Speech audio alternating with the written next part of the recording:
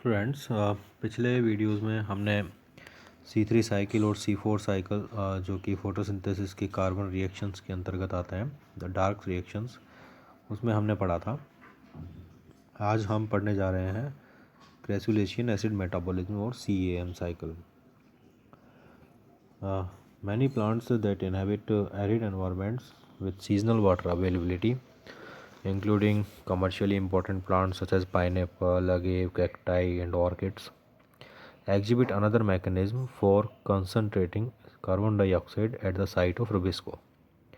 This important variant of photosynthetic carbon fixation was historically named crassulacean acid metabolism or CAM to recognize its initial observation in Bryophyllum calicinum, that is a succulent member of the Crassulaceae family. Like the C4 mechanism, CEM photosynthesis appears to have originated during the last 35 million years to capture atmospheric carbon dioxide and scavenge respiratory carbon dioxide in arid environments.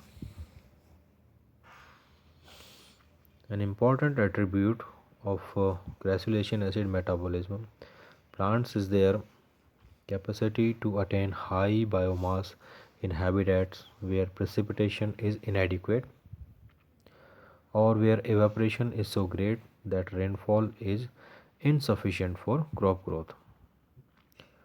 CM is generally associated with the anatomical features that minimize water loss, such as thick cuticle, low surface to volume ratios, large vacuoles, and stomata with small aperture. So these are basically xerophytic adaptations. In addition, tight packing of mesophyll cells enhances CAM performance by restricting carbon dioxide loss during the day. Typically, a CAM plant loses 50 to 100 grams of water for every gram of carbon dioxide gained, compared with 250 to 300 grams of C4 plants and 400 to 500 grams of C3 plants. So, thus CAM plants have a competitive advantage in dry environments such as desert. The formation of 4 carbon acids in C4 plants proceeds in one compartment, that is mesophyll cells, within seconds before decarboxylation, and refixation of the resulting carbon dioxide by the Kelvin-Benson cycle takes place in the another compartment, that is bundle sheet cells. While in the CAM plant, the initial capture of atmospheric carbon dioxide into C4 acids and the final incorporation of carbon dioxide into carbon skeletons are especially close but temporarily out of phase by almost 12 hours over the 24-hour light dark cycle. At night, cytosolic phosphoenol pyruvate carboxylase fixes atmospheric carbon dioxide into oxaloacetate using phosphoenol pyruvate formed via the glycolytic breakdown of stored carbohydrates. A cytosolic NAD-malate dehydrogenase converts the oxaloacetate to malate, which is stored in the acid vacuole for the remainder of the night.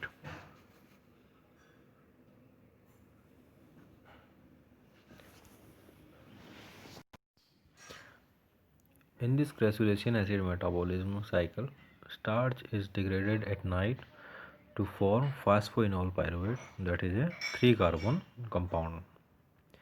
This phosphoenol pyruvate combines with HCO3, that is hydrated carbon dioxide from atmosphere.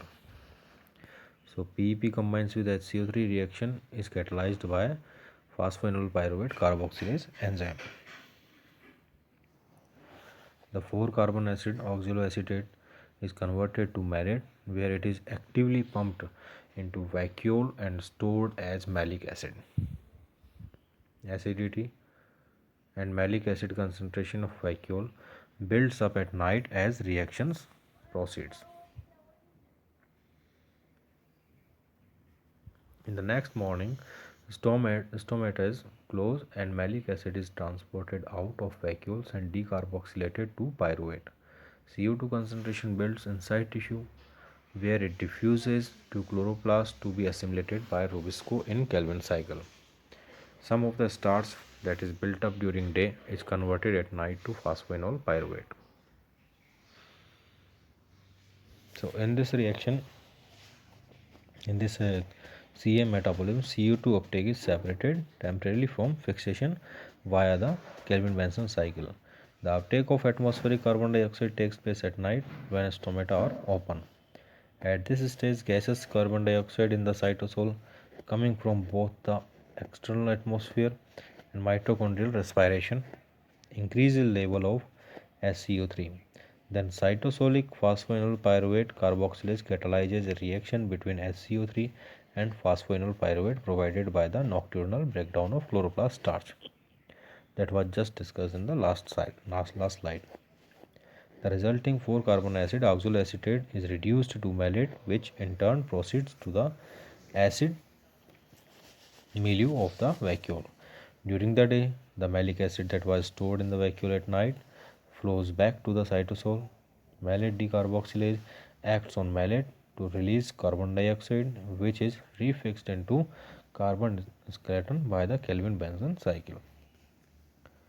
In essence, the diurnal accumulation of starch in the chloroplast constitutes the net gain of the nocturnal uptake of inorganic carbon. The adaptive advantage of stomatal closure during the day is that it prevents not only water loss by transpiration but also the exchange of internal carbon dioxide with the external atmosphere.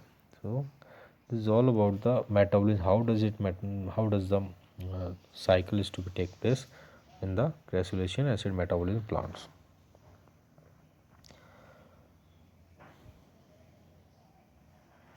Changes in the rate of carbon uptake and in enzyme regulation throughout the day created 24-hour CM cycle that is divided into 4 distinct phases. First phase night, the second phase early morning, the third phase is daytime, and the fourth phase is late afternoon. So the 24-hour CM cycle can be divided into 4 these phases. During the nocturnal phase first, when stomata are open and leaves are respiring, carbon dioxide is captured and stored as malate in the vacuole. Okay, carbon dioxide uptake by phosphoenol pyruvate carboxylase dominates phase 1. In the diurnal phase third, when stomata are closed and leaves are photosynthesizing, the stored malate is decarboxylated. This results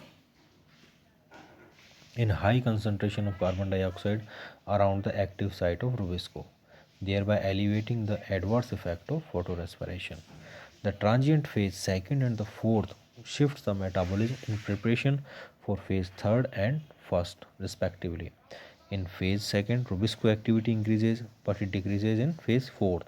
In contrast, the activity of phosphoenol pyruvate carboxylase increases in phase 4 but decline in phase second. The duration and the contribution of each phase to the overall carbon balance vary considerably among different CM plants. Constitutive CM plants utilize the nocturnal uptake of carbon dioxide at all times, while their facultative counterparts resort to the crassulacean acid metabolism pathway only when induced by water stress. Whether the triose phosphate produced by the Kelvin-Benson cycle are stored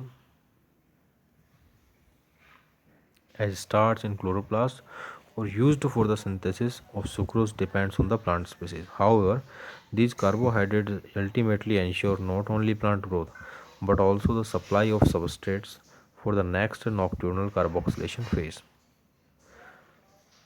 In the brief, we can say the temporal separation of the virtually closed cycle of carboxylation and decarboxylation reduces the inevitable inefficiency of Rubisco and optimizes the use of water, thereby enhancing photosynthetic performance in limiting environments.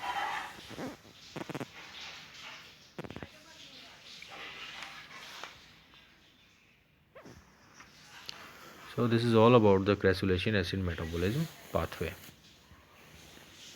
Here are the list of flowering plant families that are known to have species showing crassulacean acid metabolism. Here you can see the Agavaceae, Isosaceae, Asclepiadaceae, Astraceae, Bromeliaceae, Cactaceae, Cruciaceae, Crassulaceae, Cucurbitaceae, Dideraceae, Euphorbiaceae, Geraniaceae, Jasneriaceae, Labiataceae, Liliaceae, Oxylidaceae, Orchidaceae, Piperaceae, Polypodiaceae, Portulacaceae, and Rubiaceae and Whiteaceae. So these plants are water use efficient, so that has been discussed in the last slide. So this is all about the CAM, CM, or the CM cycle, or the cressolation acid metabolism plants.